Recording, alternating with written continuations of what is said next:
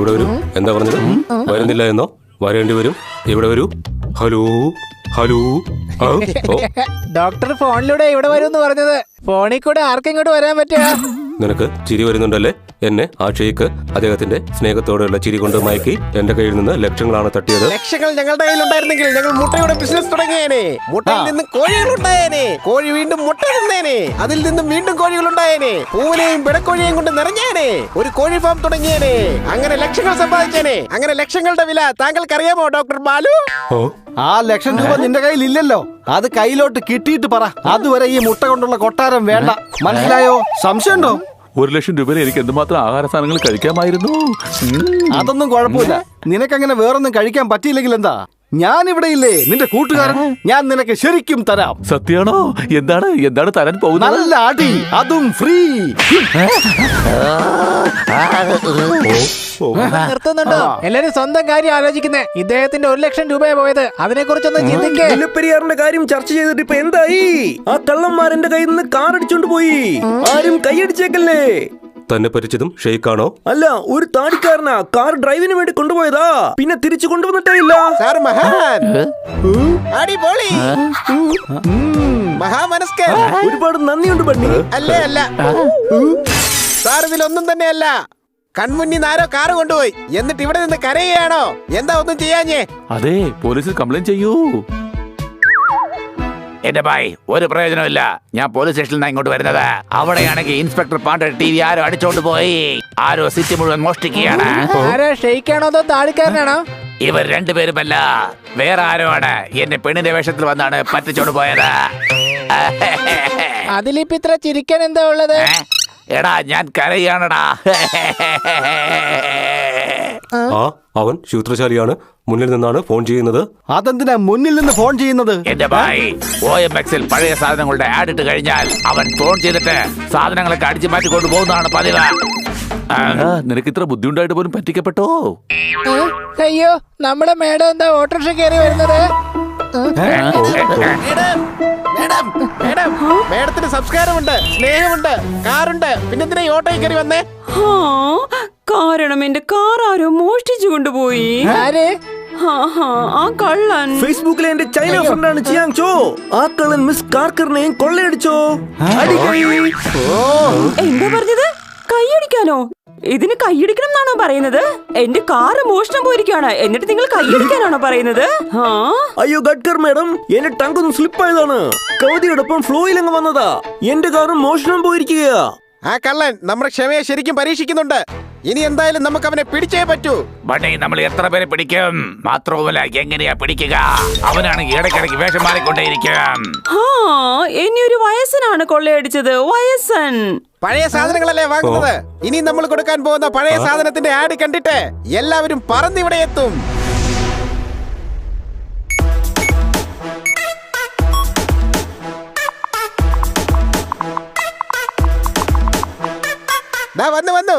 വന്നു. ഇനി എന്തായാലും കോള് വരും.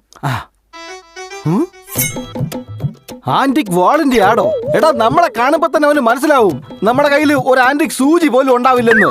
പിന്നെ ഇത്രയും പഴയ വാൾ ഇവിടുന്ന് ആലോചിക്കില്ലേ? സംശയമുണ്ടോ? അതെ, പക്ഷെ നമ്മുടെ കയ്യിൽ ഇല്ലല്ലോ. അത് സൂക്ഷിച്ചു നോക്ക്. ഈ കെണിയിൽ ആ കള്ളം വീഴുമെന്ന് എനിക്ക് 100% ഉറപ്പുണ്ട്. അതെ, ഇനി അവന്റെ കോളിന് വേണ്ടി വെയിറ്റ് ചെയ്യുകയാണ്. അതിനുശേഷം ഇൻസ്പെക്ടർ പാണ്ഡയ്ക്ക് അവന്റെ അഡ്രസ് കൊടുക്കണം. പിന്നെ അവന്റെ കളി അവസാനിച്ചോളൂ.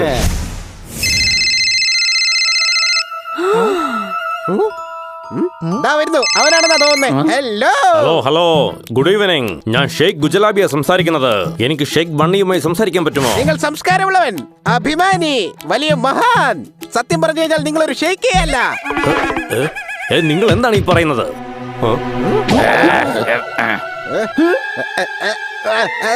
നിങ്ങൾ ഞങ്ങളുടെ കസ്റ്റമർ ആണല്ലോ. ഇപ്പൊ പരിചയപ്പെട്ടതിലൂടെ ആത്മാർത്ഥ സുഹൃത്തായി മാറിയല്ലോ. എനിക്കിപ്പോൾ ബണ്ണി ഷേക്കുമായി സംസാരിക്കേണ്ടതുണ്ട്. ആണോ? ഞാൻ തന്നെയാണ് ഷേഖ് അൽ ബണ്ണി. സ്നേഹം നിറഞ്ഞ മിത്രമേ, താങ്കൾ പറയൂ, താങ്കൾക്ക് എന്താണ് വേണ്ടത്? ഭലേ ഭേഷ്, ആ അമൂല്യമായ വാൾ, ആ വാൾ വളരെ പ്രൗഢി നിറഞ്ഞതാണ്. ഞങ്ങളുടെ പാരമ്പര്യത്തിന്റെ അടയാളം കൂടിയാണത്. മറ്റാരെങ്കിലും വാങ്ങിയാൽ എനിക്കത് ബുദ്ധിമുട്ടാകും. അത് ഈ ഷെയ്ഖ് ഗുൽജലാബി തന്നെ വാങ്ങിച്ചിരിക്കും.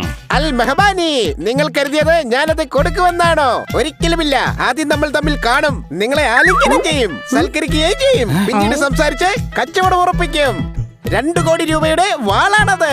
അങ്ങനെ എല്ലാവർക്കും ആ വാള് വാങ്ങാനാവില്ല. എങ്കിൽ എന്റെ 5 സ്റ്റാർ ഹോട്ടലിലേക്ക് വരൂ, ഞാൻ അഡ്രസ് അയച്ചു തന്നേക്കാം. എല്ലാം ക്ലിയർ ആയി. അഡ്രസ് വരുന്നുണ്ട്, വേഗം തയ്യാറായിക്കോ. ഞാൻ ഈ അഡ്രസ് ഇൻസ്പെക്ടർ പാണ്ഡയ്ക്ക് അയച്ചു കൊടുത്തിട്ട് അങ്ങോട്ടേക്ക് വരാൻ പറയാം. വാ, നമുക്ക് ഡ്രസ് മാറ്റാം.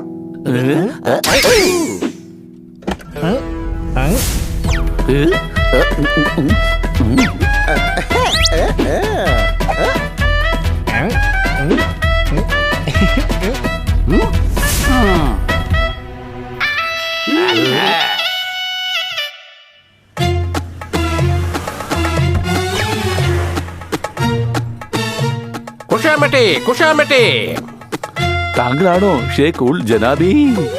ഹബീബി അല്ല, ഞാൻ ഷെയ്ഖ് ഹബാബിയാണ്. ജനാബിയുടെ അടുത്ത ബന്ധുവാണ് ഞാൻ. ആഹാ, എന്റെ സുഹൃത്തെ, അഥവാ എന്തെങ്കിലും സാധനം നമ്മുടെ തൊട്ടടുത്ത് കണ്ടാൽ മങ്ങി മങ്ങി മാത്രമേ കാണാൻ കഴിയുള്ളൂ. സംശയമുണ്ടോ? ഓയ്, എന്നാ പിന്നെ നല്ല പവറുള്ള ക്ലാസ് എടുത്ത് വെക്കേ. അപ്പൊ പിന്നെ എല്ലാ കാര്യങ്ങളും നല്ല ക്ലിയർ ആയിട്ട് കാണാൻ പറ്റുമല്ലോ ഹബീബി. എന്നാ പിന്നെ പോയാലോ? വരൂ.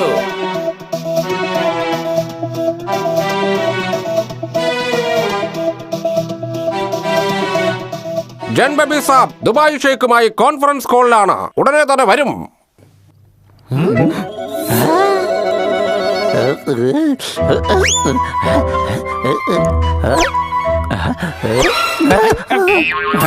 കോടിക്കണക്കിന് രൂപയുടെ വാളിന് വേണ്ടി ഒരുപാട് ചെലവാക്കിയതല്ലേ? അഥവാ നമ്മൾ വാള് കൊടുത്തില്ല എന്നുണ്ടെങ്കിൽ അവർക്ക് ഒരുപാട് സങ്കടം തോന്നില്ലേ? കടലിൽ ഒരുപാട് മുത്തുകൾ ഉണ്ടാകാറുണ്ട്, പക്ഷെ ആ മുത്തെടുക്കാനുള്ള ഭാഗ്യം എല്ലാവർക്കും കിട്ടുകയില്ല. സംശയമുണ്ടോ? അപ്പൊ എല്ലാവർക്കും മുത്ത് കിട്ടണമെന്നുണ്ടെങ്കിൽ ഇപ്പൊ എന്താ ചെയ്യാ? അയ്യോ,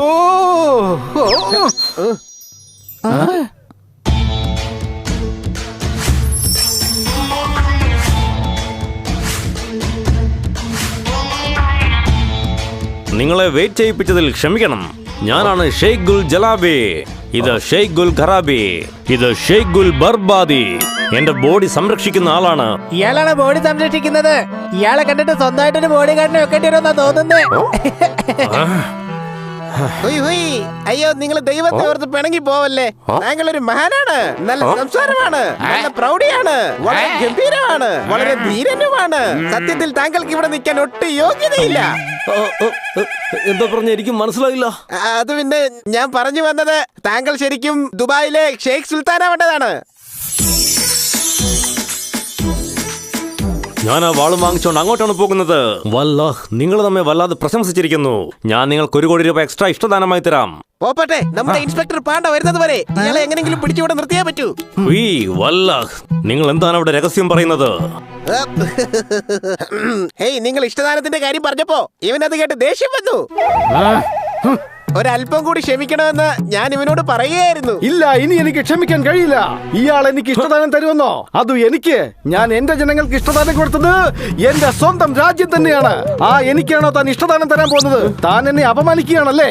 ഞങ്ങൾ വാളെന്നല്ല, തനിക്കൊരു കഠാര പോലും തരാൻ പോകുന്നില്ല. ഹലോ മിസ്റ്റർ ഷെയ്ഖ്, ഇനി ഈ വാള് തരുന്ന കാര്യത്തിൽ ഞങ്ങൾക്കൊന്ന് ആലോചിക്കണം. ഇങ്ങനെ ഒരു അഹങ്കാരിക്ക് ഇതുപോലെ ഒരു അമൂല്യമായ വാള് ഞാൻ ഒരിക്കലും കൈമാറുകയില്ല. സംശയമുണ്ടോ? എന്തിനാ നിങ്ങൾ ദേഷ്യപ്പെടുന്നത്? അതിന് മാത്രം എന്താ ഇവിടെ സംഭവിച്ചത്? ദയവായി ഒന്ന് പിണങ്ങാതിരിക്കൂ. ഞാൻ നിങ്ങൾക്ക് ആ അമൂല്യമായ വാളിന് വേണ്ടി 1 കോടി രൂപ അധികം തരാം. എക്സ്ട്രാ. മനസാനത്തെ ലഹരിയിൽ ആടുകയാണ് ബഹുമാനപ്പെട്ട ഷെയ്ഖ്. ഇതിൽ കൂടുതൽ ഞാൻ നിങ്ങളെ സന്തോഷിപ്പിക്കും.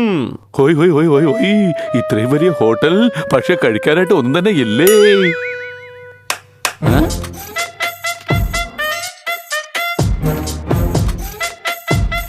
ഇനി നമുക്ക് കച്ചവടം ഉറപ്പിക്കാം. അത് ഞങ്ങൾ കഴിക്കട്ടെ, പിന്നീട് നമുക്ക് കച്ചവടം ഉറപ്പിക്കാലോ.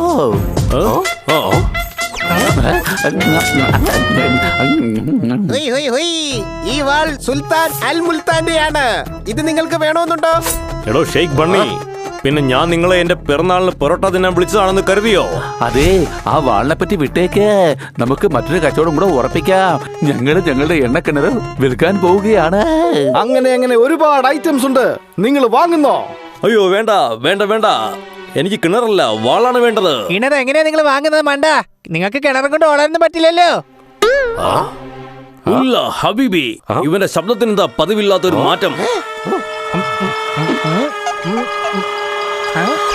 ഉയ്, താടിയും പറന്നു പോയല്ലോ. ഇവനെന്താ ഡ്യൂപ്ലിക്കേറ്റ് ഷേക്കാണോ? ഈ പറയുന്ന താൻ ശരിക്കുള്ള ഷെയ്ക്കാണോ? ഡ്യൂപ്ലിക്കേറ്റിനെ തിരിച്ചറിയുന്നത് ഡ്യൂപ്ലിക്കേറ്റ് തന്നെയാണ്. സംശയമുണ്ടോ?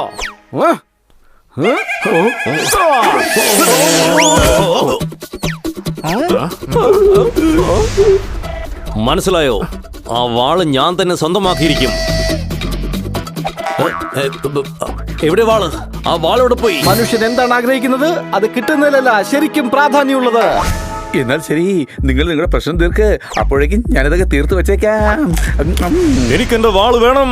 ആളൊന്നും ഇല്ല മോനെ, ഇതൊരു ട്രാപ്പാണ്. പക്ഷെ എന്റെ ബോഡി ഗാർഡ്സിന്റെ കയ്യിൽ വാളുണ്ടല്ലോ. അറ്റാക്ക്!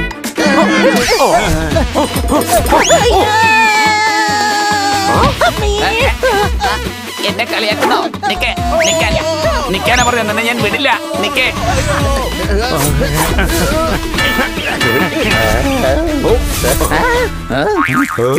നിങ്ങൾ മനസ്സമായിട്ട് കഴിക്കാൻ സമ്മതിക്കില്ലേ? താനിങ്ങ അടുത്തോട്ട് വന്നേ.